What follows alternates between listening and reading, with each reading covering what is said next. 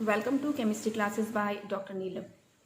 आज के इस वीडियो में हम आपको बताएंगे कि कैटायनिक कॉम्प्लेक्सेस के IUPAC नाम कैसे बनाए जाते हैं।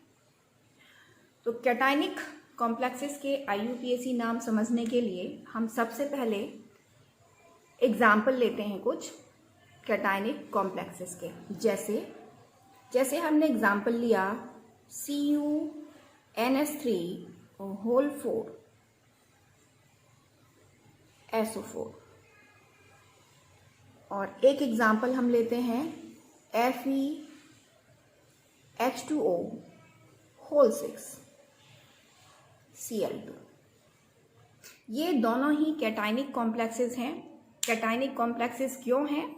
क्योंकि इसमें जो फर्स्ट पार्ट है वो कॉम्प्लेक्स पार्ट है।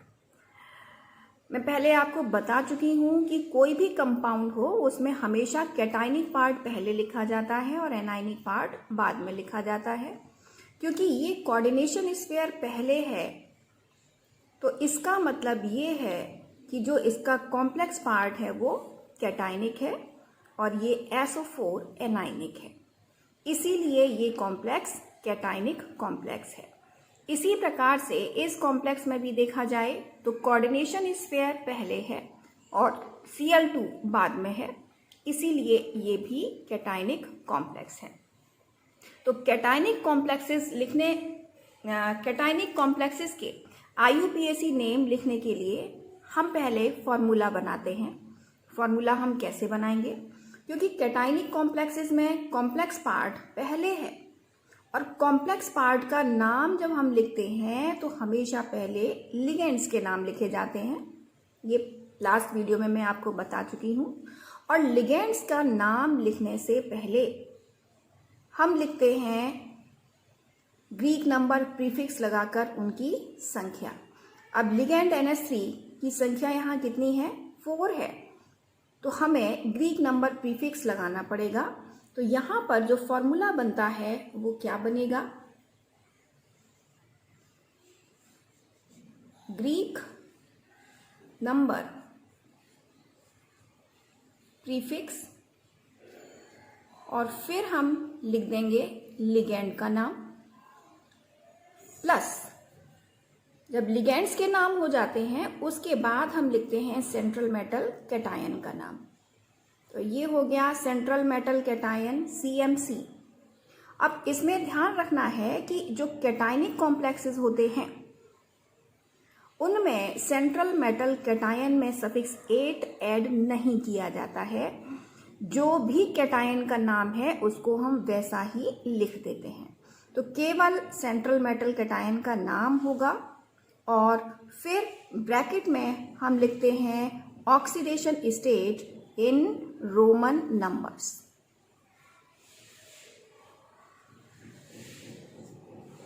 और ऑक्सीडेशन स्टेट लिखने के बाद में देखेंगे हम तो कोऑर्डिनेशन स्फीयर के अंदर या कॉम्प्लेक्स पार्ट के अंदर जो कुछ भी है उसके बारे में हम सब लिख चुके हैं। लिगेंड का नाम भी आ चुका है, सेंट्रल मेटल कैटायन का नाम भी आ गया है।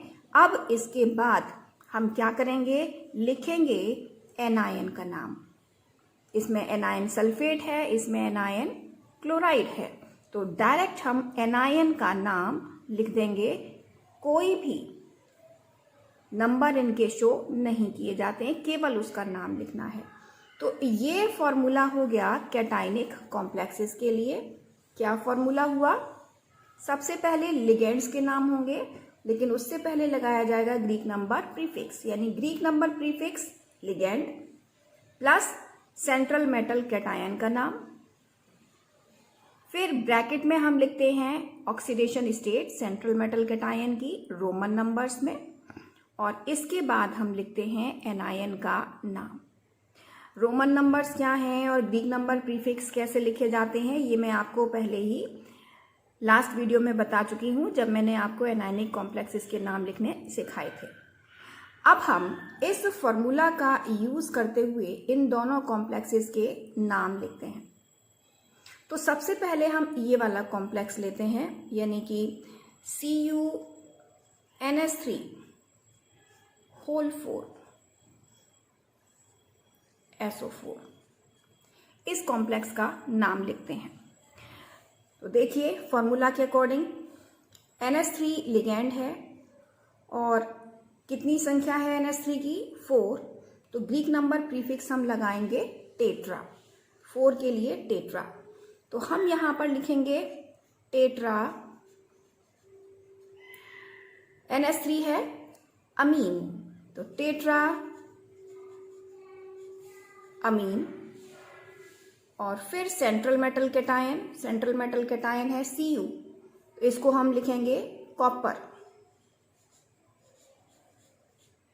और फिर ऑक्सीडेशन स्टेट लिखेंगे, और ऑक्सीडेशन स्टेट अभी हम निकालेंगे, लेकिन ऑक्सीडेशन स्टेट के बाद में फिर हमको क्या लिखना है? एनायन, और एनायन इसमें है SO4 यानी सल्फेट, तो हम लिख देंगे डायरेक्ट सल्फेट। अब ऑक्सीडेशन स्टेट हम इसकी निकालते हैं। हमें मालूम है कि जो कॉम्प्लेक्स होता है उस कॉम्प्लेक्स में जितने भी एटम्स या आयंस हैं उन सभी की ऑक्सीडेशन स्टेट का सम या योग 0 के इक्वल होता है। तो हम निकालते हैं, कॉपर की ऑक्सीडेशन स्टेट निकालनी है, तो इसको हम मान लेते हैं X प्लस NH3।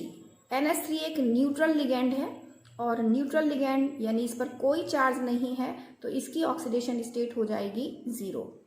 4 लिगेंड्स हैं, तो हम लिख सकते हैं 4 × 0 प्लस SO4, सल्फेट पर -2 चार्ज होता है, तो इसकी ऑक्सीडेशन स्टेट हो जाएगी -2 और इक्वल हो जाएगा 0।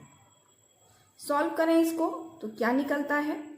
सॉल्व करने पर आता है X, और 4 × 0 मीन्स 0 और -2 इक्वल्स टू 0, या हम कह सकते हैं X equals to 2। X equals to 2 यानी कॉपर की ऑक्सीडेशन स्टेट है +2 और +2 है, तब हम यहाँ क्या लिखेंगे? सेकेंड। तो ये नाम हो गया इस कॉम्प्लेक्स का, IUPAC नेम क्या? Tetra amine copper second sulphate. तो अब आपको समझ में आ गया होगा एनायनिक और कैटायनिक कॉम्प्लेक्सेस में क्या मेन डिफरेंस है, कि सेंट्रल मेटल कैटायन का नाम जो लिखते हैं कैटायनिक कॉम्प्लेक्स में एज इट इज लिखते हैं, जबकि एनायनिक कॉम्प्लेक्स में हम सफिक्स ATE8 लगाते हैं। अब हम एक और एग्जाम्पल लेते हैं, इसी में ही ये वाला एग्जाम्पल लेते हैं कि FeH2O whole 6 Cl2, FeH2O whole 6 Cl2, इसका नाम लिखें।